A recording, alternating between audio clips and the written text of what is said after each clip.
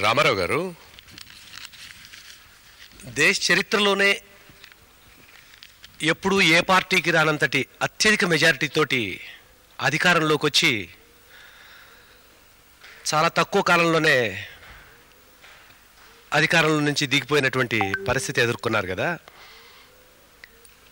అసలు ఏం జరిగింది, ఎందుకు ఇలాంటి పరిస్థితి వచ్చింది, క్లుప్తంగా కొంచెం వివరించండి. ఇది ఈనాటిది కాదు, ఈ చరిత్ర అనాదిగా మనకున్నది. రామాయణంలో రావణాసురుడు కూడా ఉన్నాడు. రాముణ్ణి పట్టాభిషేకం చేద్దామనుకుని తండ్రి అనుకున్నాడు దశరథుడు. కానీ పట్టాభిషేకం జరగకముందే ఆయన అరణ్యవాసానికి పంపించబడ్డాడు. ఆ తర్వాత రావణాసురుడిని ఎదుర్కొన్నాడు. కాబట్టి తమ్ముడు, ఏ మంచి పని చేద్దామనుకున్నా ఎన్నో అవరోధాలు వస్తూనే ఉంటాయి. ఎంతోమంది స్వార్థపరులని మనం ఎదుర్కోవాల్సి వస్తూనే ఉంటుంది. ఇవన్నీ దాటాలి, అధిగమించాలి, మన కార్యక్రమాన్ని నిర్వహించాలి. అంటే మీరు పట్టాభిషేకం లక్ష్మీపార్వతి గారికి చేద్దాం అనుకున్నారా? ఆమె పట్టాభిషేకం కోరలేదే. పట్టాభిషేకం చేద్దాం అనుకున్నటువంటిది ఆమె నా భార్యగానే ఉండాలని కోరింది. అందుకే ఆమె వచ్చింది, నా గృహిణి అయ్యింది.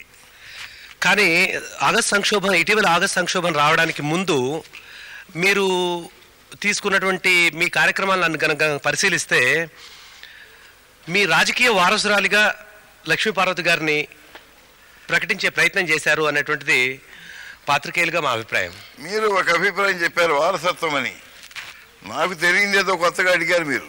వారసత్వం అంటే ఇంటికి ఉండొచ్చు, ఆస్తులకు ఉండొచ్చు, మరి విధానికి ఉండవచ్చు. కానీ పార్టీలో కూడా వారసత్వం ఉంటుందని నేను అనుకోలేదు, భావించలేదు. ఎవరైతే దేశానికి, ప్రజాస్వామ్యానికి నిజంగా పనిచేస్తారో వారే నిజమైన కోరిన వారసులు అవుతారు. అంటే రాజకీయ వారసత్వం ఉండదనా మీ ఉద్దేశం?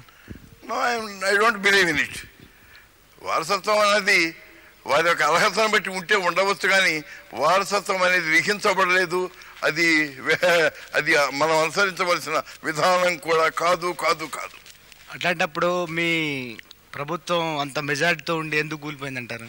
స్వార్థపరుల స్వార్థాలోచనతో, అంటే వారి దగ్గర కోరి విధానంతో, వారి దుష్ట ప్రయత్నంతో, వారి మోసంతో ఈ విధంగా మరి నగచాట్ల పాలయ్యింది.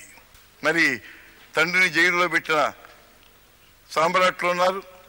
అన్నాల్ని రాజ్యాధికారం కోసం చంపినటువంటి సోదరుడు ఉన్నాడు, ఔరంగజేబ్.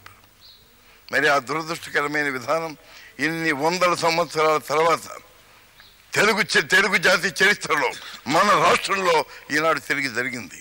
అది మన దురదృష్టం. అటువంటి చిన్నబోయిన తనాన్ని, చిన్నబుచ్చే తనాన్ని మన జాతి అనుభవించడం అనేది అది కేవలం నేను చేసుకున్న పాపం. రామారావు గారు, ఇప్పుడు పార్టీని నిర్వహించడంలోనూ ప్రభుత్వాన్ని నిర్వహించడంలోనూ మీరు ఏకపక్ష నిర్ణయాలు తీసుకున్నారు, కార్యకర్తల్ని మీరు విస్మరించారు. కనుకనే మేము బయటికి వెళ్ళిపోయి పార్టీని రక్షించడం కోసమే మేము మా నాయకుడిని చంద్రబాబు నాయుడుగా ఎన్నుకున్నాము అని వాళ్ళు అంటున్నారు కదా, మీ జవాబు? నేను ప్రభుత్వం ప్రజల దగ్గరికి తీసుకువెళ్ళినప్పుడు, అదే శ్రీకాకుళం, విశాఖపట్నం, విజయనగరం వెళ్ళినప్పుడు ఆ రోజున ఈ మహానుభావులే ఎవరైతే ఈనాడు జాతికి చిన్నతనం తెచ్చారో, అవమానకరంగా వ్యవహరించారు, తెలుగు జాతిని కించపరిచారు, వాళ్ళే చెప్పారు అక్కడ, రామారావు గారు లేకపోతే మా పార్టీ లేదు, ఆయన వల్లే నడుస్తుంది, మేము ఆయన మెలకువలు ఉంటున్నాం, కాబట్టి దీని ఘనత గౌరవం అంతా కూడా రామారావు గారి, ఆయనే మా నాయకుడు అని చెప్పిన వాళ్ళు 23వ తేదీ సాయంత్రమే ఎందుకు మారారంటారు? మనిషి పుట్టాడు, దేవుడు స్వార్థం కూడా ఇచ్చాడు, లేకపోతే మనిషి దేవుడు లాంటి వాడు అయ్యేవాడు. కాబట్టి ఆ పశుత్వం అనేది ఉంది, దైవత్వాన్ని అందుకోలేకపోతున్నారు. అందుకే వాళ్ళకే వాడు ద్రోహం చేసుకుంటున్నారు. ఎందుకు ప్రజాస్వామ్యం ద్రోహం చేయబడుతుంది?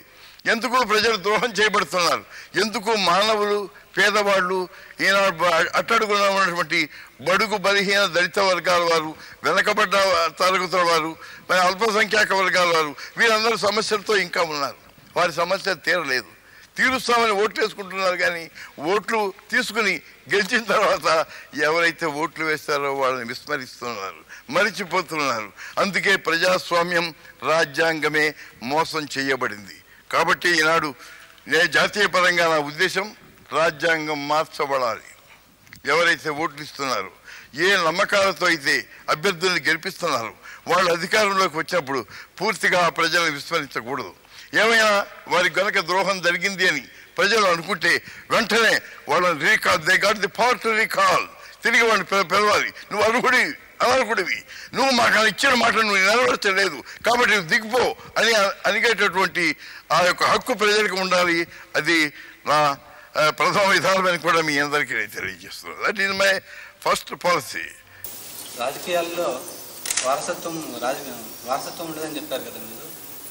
అయితే మొదటి నుంచి పార్టీలోను ప్రభుత్వంలోనూ కీలక పాత్ర వహించింది మీ అల్లుళ్ళే కదా. అల్లుళ్ళు అంటే అర్హతను బట్టి ఇచ్చాను. అర్హత అనేది వాళ్ళ లోపల ఈ దురుద్దేశం కలుగుతుంది, చెడు బుద్ధి కలుగుతుంది. మరి మామకే ద్రోహం చేసే కిలతగలుగుతారు, ద్రోహులు అవుతారని అనుకోలేదు. లక్ష్మీపార్వతి గారిని మీరు వివాహం చేసుకున్న తర్వాత అధికారంలోకి రాగలిగారు.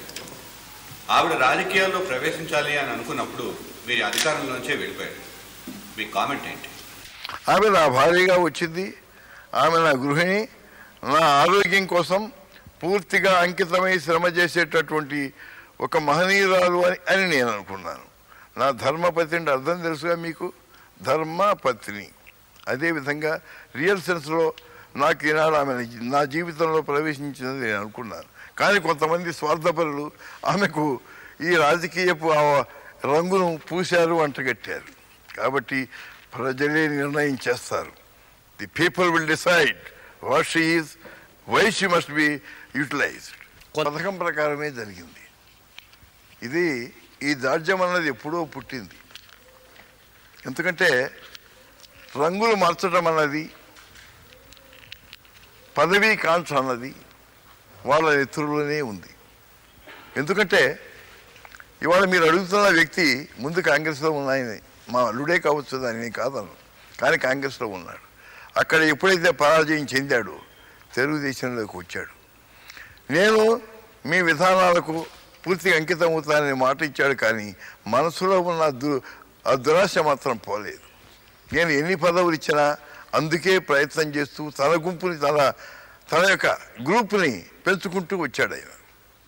అది నేను గమనించవలసిన అవసరం కూడా నాకు లేదు. ఎంతవరకు కూడా పేద ప్రజలకు ఏ విధంగా సంక్షేమం కలిగించాలి, ఏ విధంగా వారికి సేవ చేయాలన్నదే నా ధ్యేయం. కానీ ఇక మా పార్టీలో ఎవడున్నారు, వాళ్ళ మనసు ఎట్లాగుంది, ఈ విధంగా చూడటం అనేది నాకు అలవాట్లేదు.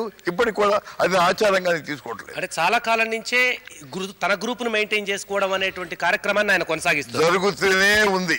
అది ఈ అసెంబ్లీ ఎలక్షన్లలో మీరు విజయం సాధించిన తర్వాత జరిగిందా, లోగడ మీరు ఆ ప్రభుత్వంలో అసెంబ్లీ ఎన్నికల్లో కూడా నాకు కనుక ఏ 130 సీట్లో తెలుగుదేశానికి ఏం 140 సీట్లో వచ్చి ఉంటే ఆ మొదటే వీళ్ళు ఎసరు పెట్టి ఉండేవాళ్ళు. ఆనాడే అందరి యొక్క కాన్ఫరెన్స్ మోషన్ ఏదో ఏ పేరుతో తీసుకొచ్చి ఫలాని ఆయనే మాకు ముఖ్యమంత్రి కావాలని చెప్పి ఉండేవాడు. కానీ జరగల. వాళ్ళు అనుకోని విధంగా ప్రజల అభిమతానుసారం నా మీద గౌరవంతో, నేను వారికి నాయకుడిగా ఉంటానన్న అభిమానంతో, నేను ముఖ్యమంత్రిగా ఉంటానన్న నమ్మకంతో, ఆయనైతేనే ఆయన ఇచ్చిన హామీలన్నీ కూడా నెరవేరుస్తారు అనేటటువంటి దృఢమైనటువంటి నమ్మకంతో ప్రజలందరూ ఆనాడు నాకు ఓటేశారు. 214 సీట్లు తెలుగుదేశానికి ఎవరు ఎక్కడ ఎన్నడూ అనుకోని విధంగా వచ్చినాయి.